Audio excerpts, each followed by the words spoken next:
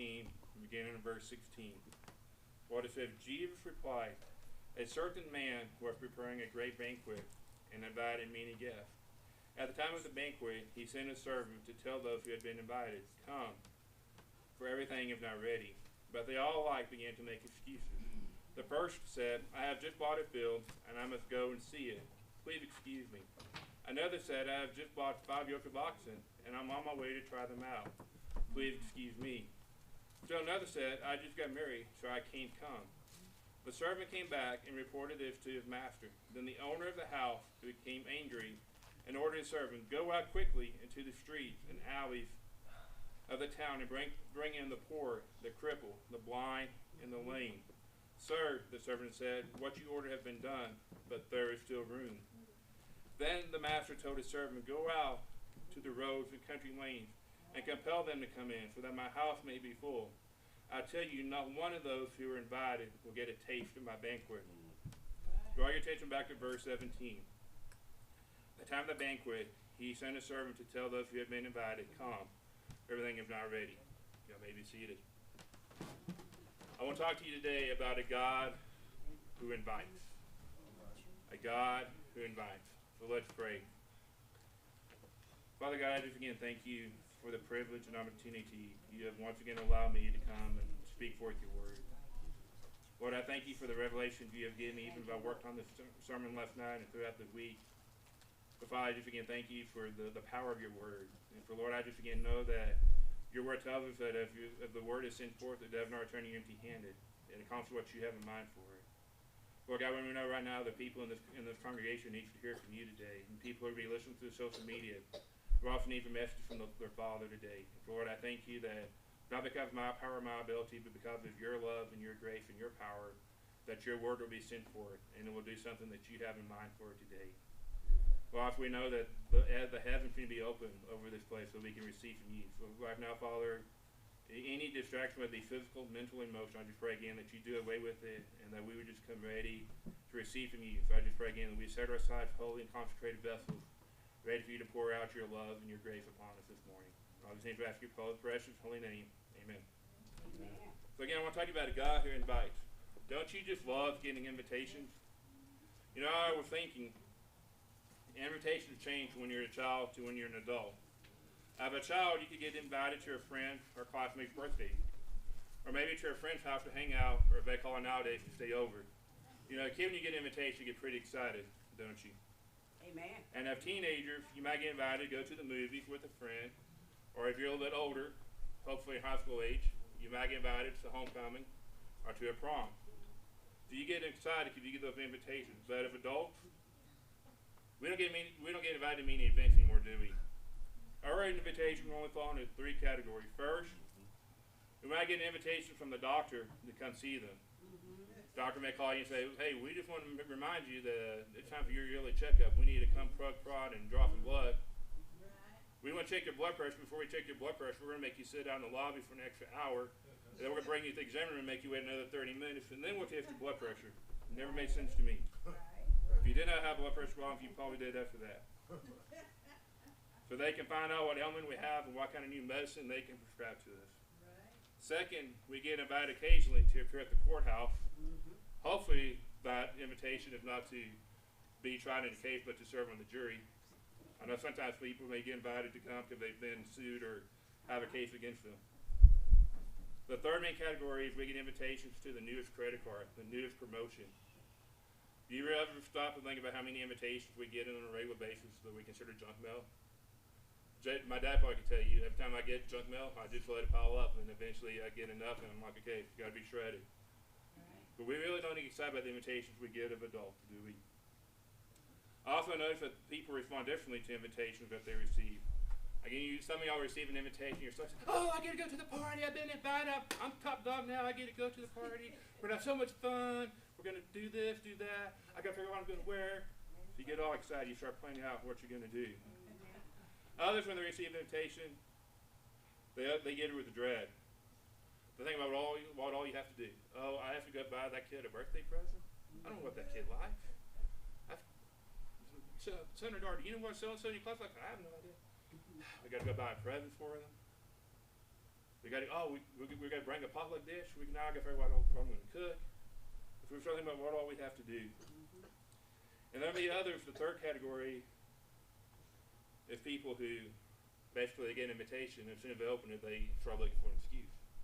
Well, I've been invited so and so. I really don't want to do that. So what can I do instead? What about an excuse where I can call and tell brother and sister so and so, well, I'm not coming because this came up. All right. So which category are you? Are you one of those who gets excited? Are you the ones who dreads it? You're still going to go, but you dread all the work you have to do beforehand? Or are you one of the ones who try to make an excuse? For me, I'd be one of the ones who try to make an excuse. I know for me, it's hard to believe. Camille, Kamari, and Jada. I know y'all think it's hard to believe, but I'm an introvert, and I don't like being around people that much. So if you invite me to a party, I won't be the one in the corner. I may talk to the people I know, but I'm not going out meeting new people. I don't like social events. I'd rather be at home. Amen. Watching something on TV, watching sports, than I would be out mingling with people.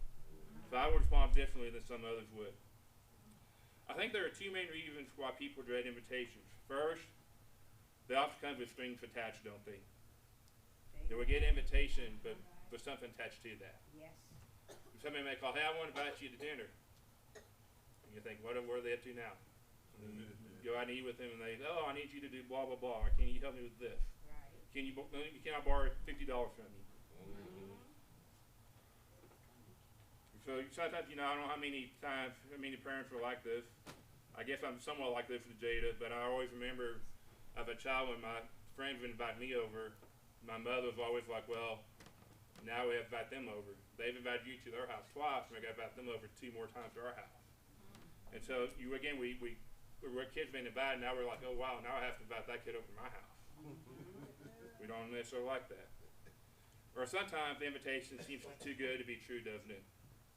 We want you to get this credit card, no interest for 5 years, blah blah blah, and we see the big deal, but we don't read the small fine print, and realize that, like the saying is, if it's too good to be true, it's probably not true at all.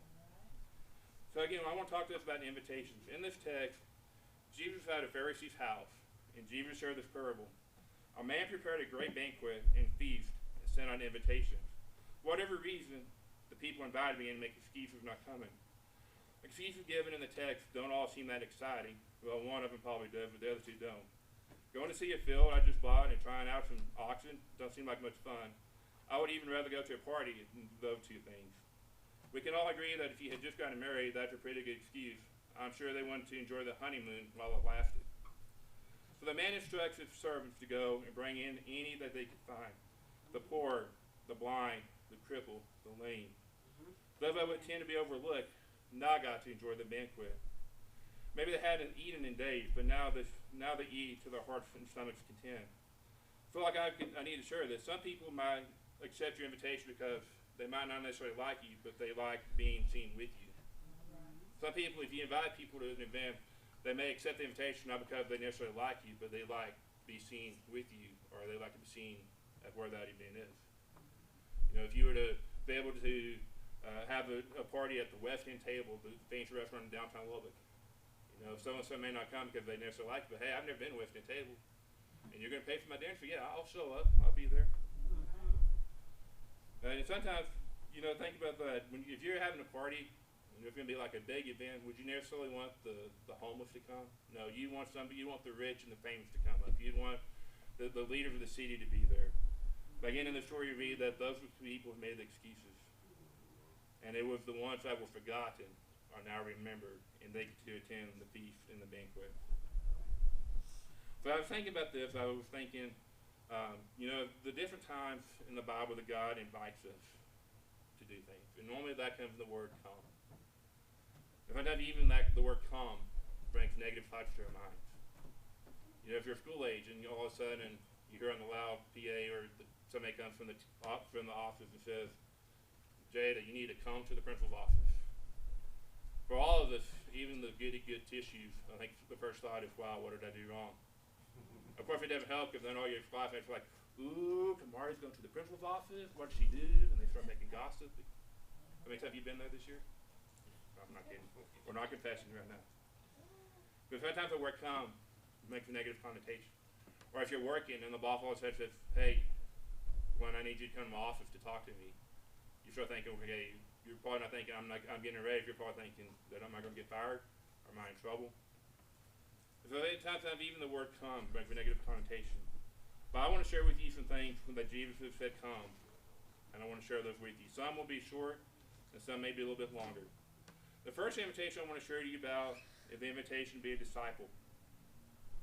In Mark 1:17, we read this. Come, follow me, Jesus said. I will send you out to fish for people. Being a disciple is not an invitation to be accepted without knowledge of what you're accepting. But again, Jesus has called each one of us. Jesus speaks to each one of us, come and be followers of me, and I will make you fishers of men.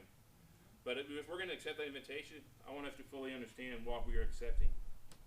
In Matthew 4:18-20, Jesus called Andrew and Peter. This is what the passage says. As Jesus was walking beside the Sea of Galilee, he saw two brothers, Simon called Peter and his brother Andrew. They were casting a net into the lake, for they were fishermen. Come, follow me, Jesus said, and I will send you out to fish for people. Hear this. At once, they left their nets and followed him. To accept the invitation, we must be willing to follow Jesus and to obey him. Notice he didn't say they went back and they talked to their wives. We know Peter was married. He didn't go ask his wife, hey, do I have permission to follow Jesus? James and John, they worked with the Father. They didn't go back and say, Daddy, we're leaving the nest because we've been called to do something else. Notice they immediately heard the invitation and they accepted it and they obeyed it. Again, we can't follow Jesus physically like the disciples did, but we can follow his teachings, which are found in the Bible. We have to follow all of them. We can't pick and choose the ones we want to keep out and the ones we want to keep and the ones we want to throw away. And you read the Bible and there's so many different commandments and things that Jesus commands us to do. And some of those we may not agree with, right? And so it's not like a buffet. We can't pick and choose. Well, I like this one. I like where it says, you should love your neighbor as yourself, but I don't like the one where it says you should have no sex before marriage. So I'm going to throw that out. I don't like the one where it says I have to honor my mother and father, so I'm going to throw that one out. We don't get to pick and choose which ones we obey. We have to obey all of Jesus' teachings. The second thing I want to share to you is that being a disciple is that the disciples must tell others about Jesus. In John 1:43-46, it says this. The next day, Jesus decided to leave for Galilee. Finding Philip, he said to him, follow me. Philip, like Andrew and Peter, was from the town of Bethsaida. Philip found Nathanael and told him, we have found the one Moses wrote about in the law, about whom the prophets also wrote, Jesus of Nazareth, the son of Joseph. Nazareth? Can anything good come from there? Nathanael asked. Come and see, said Philip. Again, Philip went and he told his friend Nathanael about Jesus. Amen. If you consider yourself a disciple, let me ask you today, how many people are you telling about Jesus? It doesn't say he called the pastor and the evangelist to tell others about Jesus. He called all of us, is where Jesus followed, we must tell others about Jesus. Right. It's kind of easy nowadays in some ways because of social media. Yeah. Right. You could share a Bible verse a day, give a little thought. Again, there's different Bible apps. They make it so easy to put something on your Facebook. Again, sometimes we'd rather put something negative or something flashy rather than the truth of the gospel on there. Right. Again, he calls us to call and tell everybody about who he is. The third thing is that the invitation to be a disciple is also an invitation to deny ourselves. Matthew 16:24 says, Then Jesus said to his disciples, whoever wants to be my disciple must deny themselves and take up their cross and follow me. Right. The Greek word for deny means to strongly reject, to ignore, or to refuse. If you may have one plan for your life.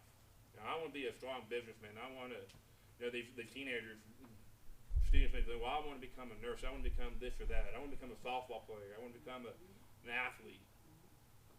And God may say, you know what? That's not my plan for you. My plan for you is to be a missionary. My plan for you is to go to be a worship leader at a church. And so again, if God's desire for you is different than what your desire is, he may be calling you to reject that, to deny yourself. Again, there's times where God may call us to go do something. Hey, I want you to go help this organization out today. I want you to go minister to these people. Well, no, I was planning on going to the movies. I was planning on going and hang out with my friends. I was going to go to the Tech football game. No. you need to deny that plan and do what I've called you to do. But we have to deny ourselves. Again, Christ gave us the example. He gladly took the cross for us, that in our will we're willing to lay down our lives. Our time and our resource for that others will know Jesus. So again, are we willing to lay down our lives? Again, God may not call us in America right now to lay down our lives physically, and may be calling us to lay down our time, our schedules, our resources that others know about Jesus. I have to ask myself included, if it came to the point where God called us to lay down our lives physically, to die for somebody to hear the kingdom, are we willing to do that? And an answer that can't come easily is something you need to really think about and meditate on. Are we willing to lay down our lives if it ever comes to that point? As I share with you, being a disciple is not easy. In Matthew 8:18 through 22, we read this. When Jesus saw the crowd around him, he gave orders to cross to the other side of the lake. Then a teacher of the law came to him and said, "Teacher, I will follow you wherever you go." Jesus replied, "Foxes have dens, and birds have nests, but the Son of Man have no place to lay his head." Another disciple said to him, "Lord, first let me go and bury my father." But Jesus told him, "Follow me, and let the dead bury their own dead." Again, be a disciple is not easy. Again, we know the scripture I could put in there where Jesus calls us to forsake our families. If I know that's hard, because again, we have the mindset that our families are important. Again, our families can be more important than the kingdom of God. The next invitation I want to talk to you about is kind of an interesting one. So you kind of hang with me and listen. It's an invitation to come out of death to life. In John 11, we read that one of Jesus' friends, Lazarus, had died.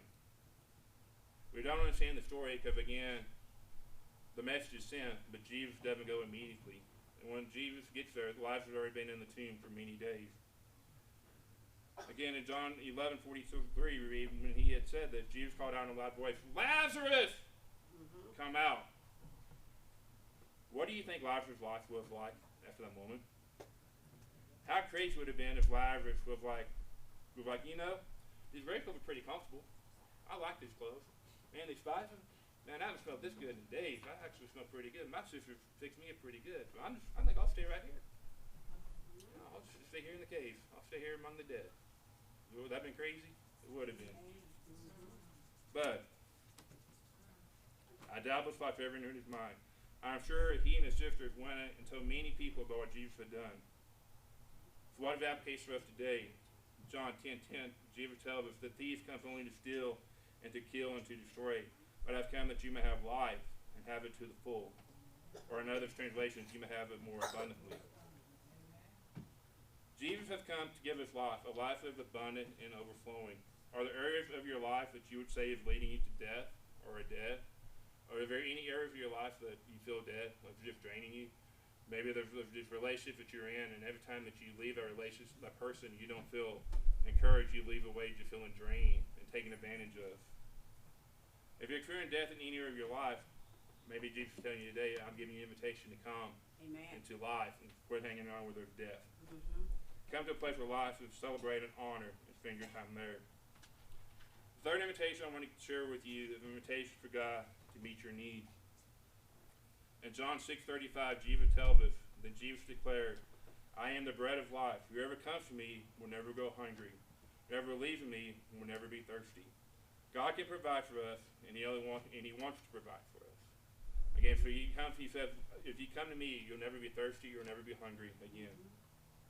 Now, maybe not physical, then in a spiritual sense. If God provides for us, we'll have our needs met.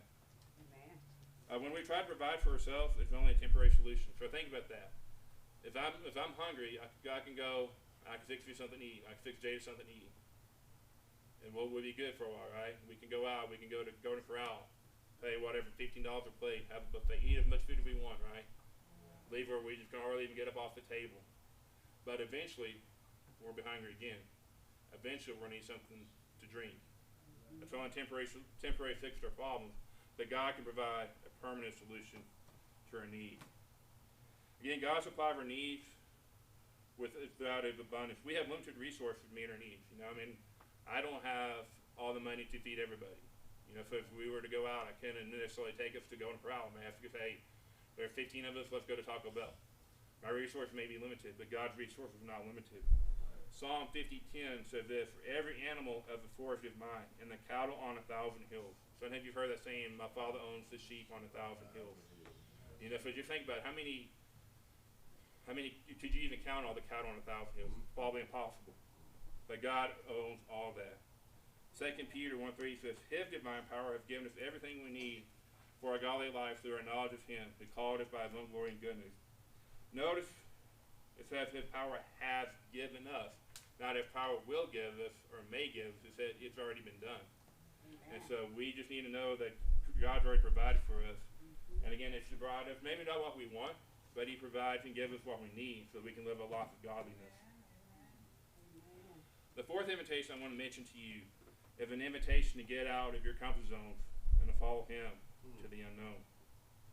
At Genesis 11:31, we read this, Terah took his son Abram, his grandson Lot, son of Haran, and his daughter-in-law Sarai, the wife of his son Abram, and together they set off from Ur of the Chaldeans to go to Canaan. Where they came to Haran, they settled there. Again, God had called Terah, the father of Abram, to go to the promised land of Canaan. For some reason, he never made it there. He came to the place of Haran, and he stopped.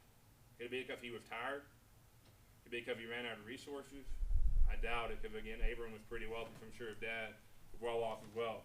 For whatever reason, Terah stopped. He never made it to Canaan.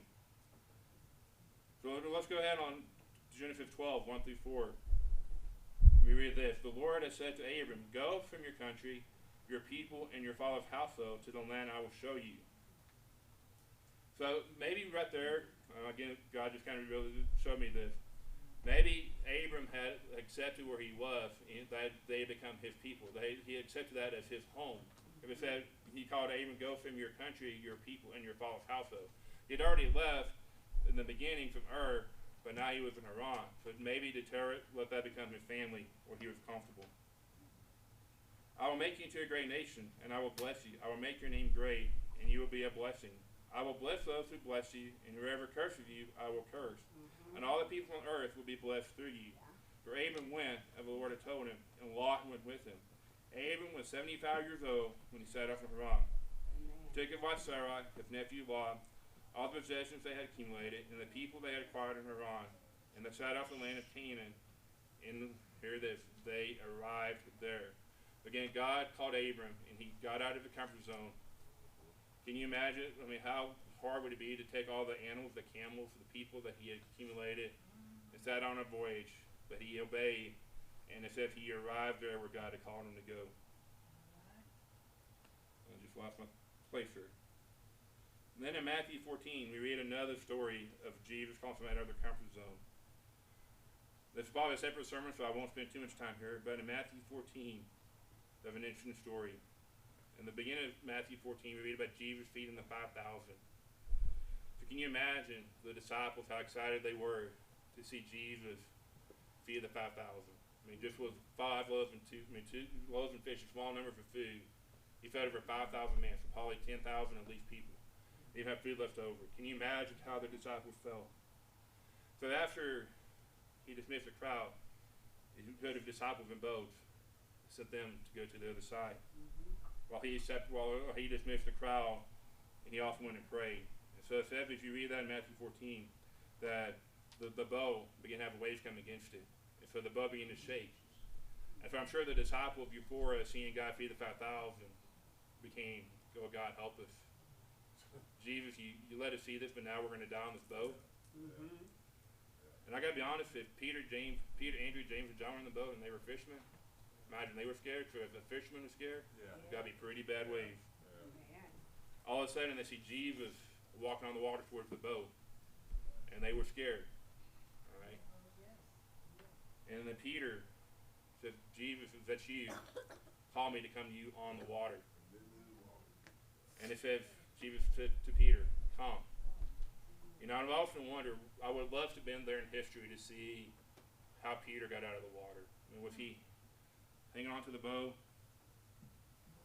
Oh, I'm not sure. Well, oh no, I don't know. Or did he just go bravely? I wonder how he actually stepped out of that boat. You know, the interesting thing is, there were 11 other people in the boat, and they never accepted the invitation.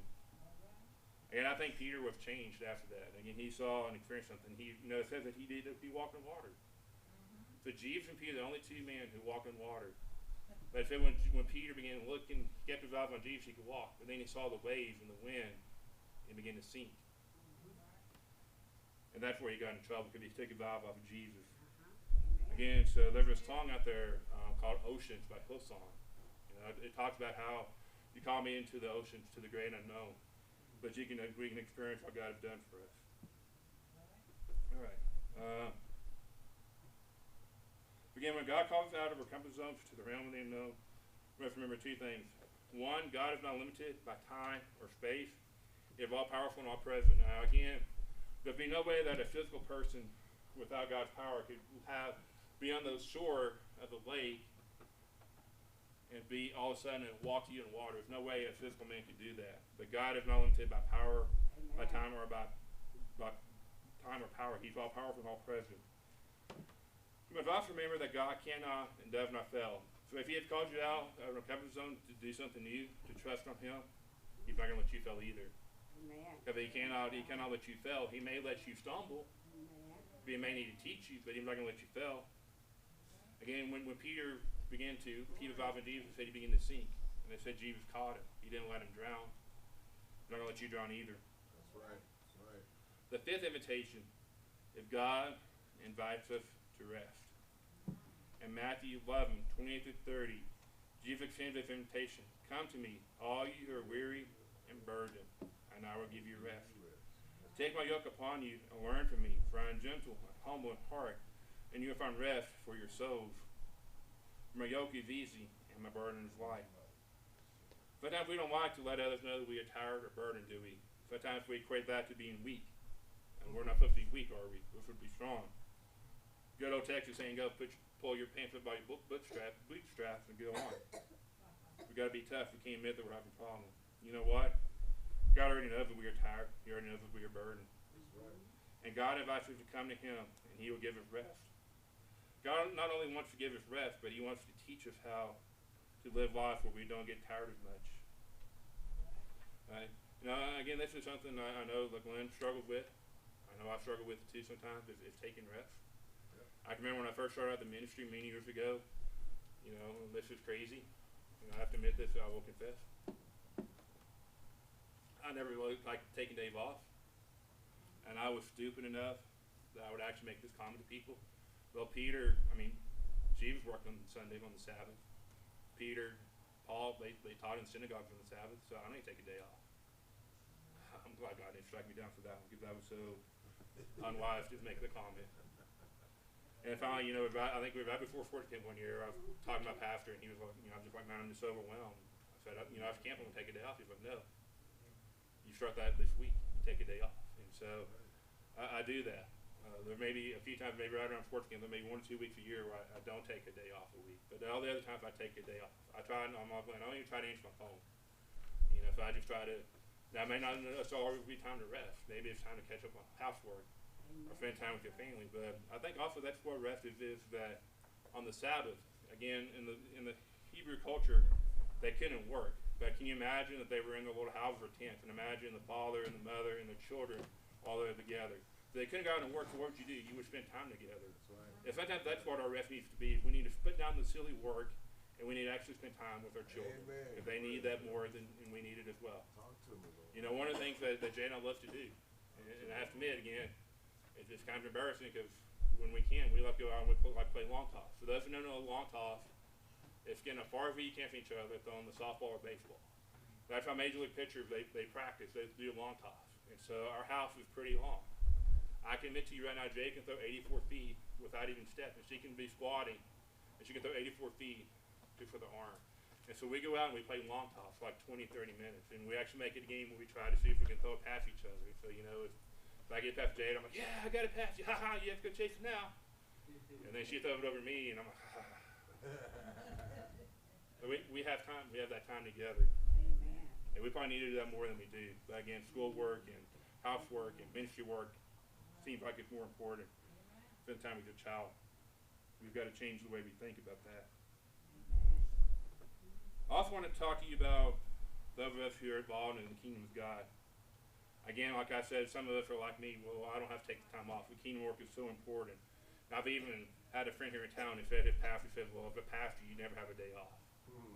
I don't agree with that. I mean, you need to be ready in season and out of season. But again, God calls us to rest. Listen to this in Mark 6, 31 to 32.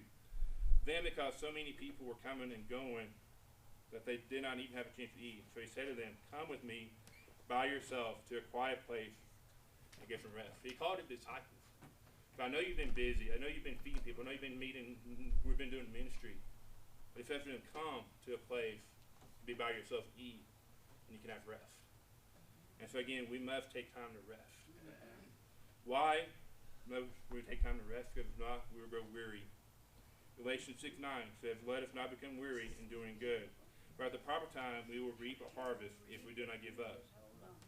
But if we don't rest, we will get weary, we will get worn down, and we come to a place where we may have to stop. Maybe it's stopping for a season, or maybe even to a point where we stop forever because we run ourselves into the ground. They don't have to bury us at the cemetery. We already buried ourselves.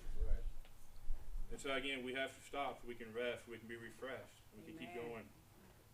I'll also share this with you. Did you know that resting, not resting, is disobedience to God? The writer of Hebrews 4:9-11 says this. There remains then a Sabbath rest for the people of God. For anyone who enters God's rest also rests from their works, just as God did from this. So again, did God necessarily need to rest when he created the earth? No, but he did that as an example for us to show us that we need to rest. Let us therefore make every effort to enter that rest, so that no one will perish by following their example of disobedience. So if you are not resting, you are disobeying God. Maybe put it another way, you're sinning.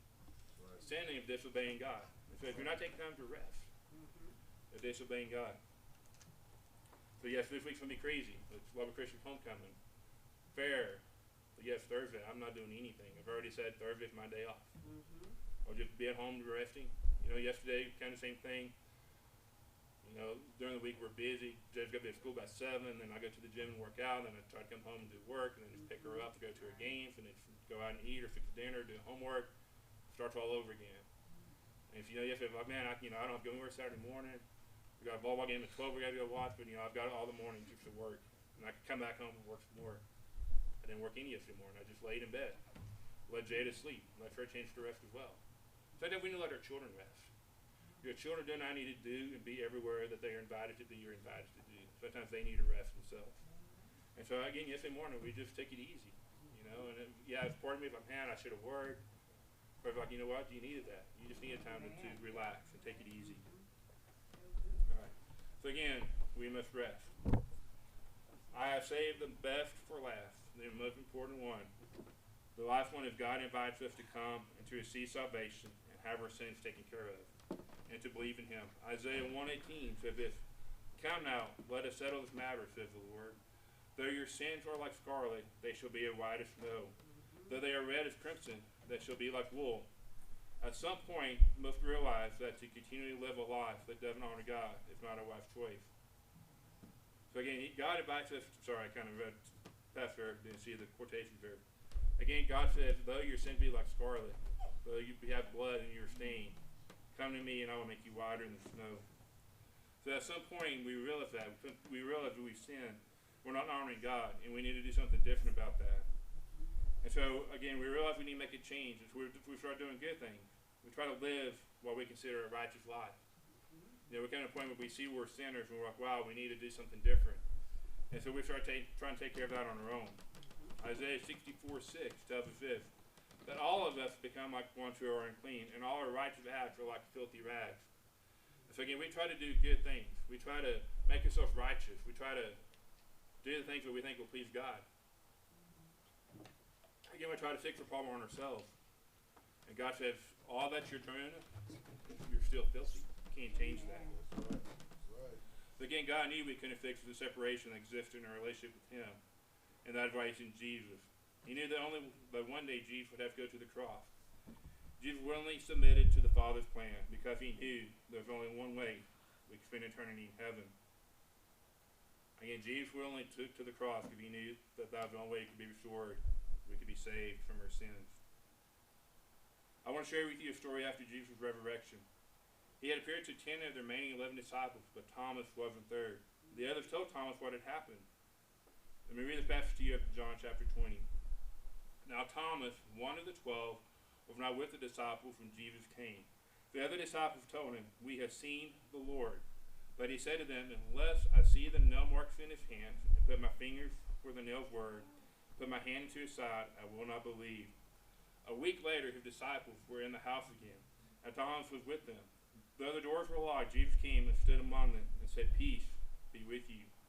Then he said to Thomas, "Put your finger here, see my hand. Reach out your hand and put it into my side.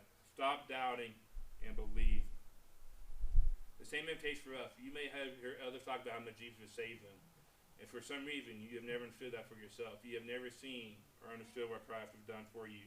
And he's telling you today, come and see the nail places on my hands. See where they pierced my side. I did that for you. If you had been the only one, Jesus still would have done just for that one person. That's right. He's calling you today. Come and see what I've done. Come and understand salvation and accept it. So again, I've talked to you about 6 invitations. And Clive, I want to, look something up this week. I'm saying about invitations. And the moment invitations, what almost all invitations have, they have the 4 letters together, RSVP. All right? I always kind of wonder what that meant. I kind of rationalize myself, like, well, does that mean maybe that was back in the days before they had technology, so maybe it was reserved spot via phone? Well, it sounds good. It works, right? Reserved spot. Actually, it's a French term. Don't worry, I'm not going to try to speak French because it will sound like Greek. You got the joke there. Somebody got the joke. Don't worry, I don't know French, so I'm not going to speak it. But it means respond. Respond to the invitation. So I've left. Whoa. I'm going to print off 2 pages. Well, I got that and we'll just repeat myself. So I have no doubt that God has extended an invitation to each one of us today. Now he's saying to respond to his invitation today, my child. Don't ignore my invitation. There's nothing more important in life than coming to me when I invite you to come. Let me ask you, where is God inviting you today? Is he inviting you to be a disciple? Did he invite you to leave a place of death to go to a place of life? Did he invite you to a place where he will meet your needs? Did he invite you to come to a place to get out of your comfort zone, to have your faith tested, and have it increase in him? Has God invited you to come to him that you can be that you can have rest and be refreshed? Or has God invited you to come and receive the salvation you've already won for you? Kamari, can you put on some soft music? Okay. Something that I know to my knowledge, probably not been done in this church. Yeah, you can turn that off. You can stop the video.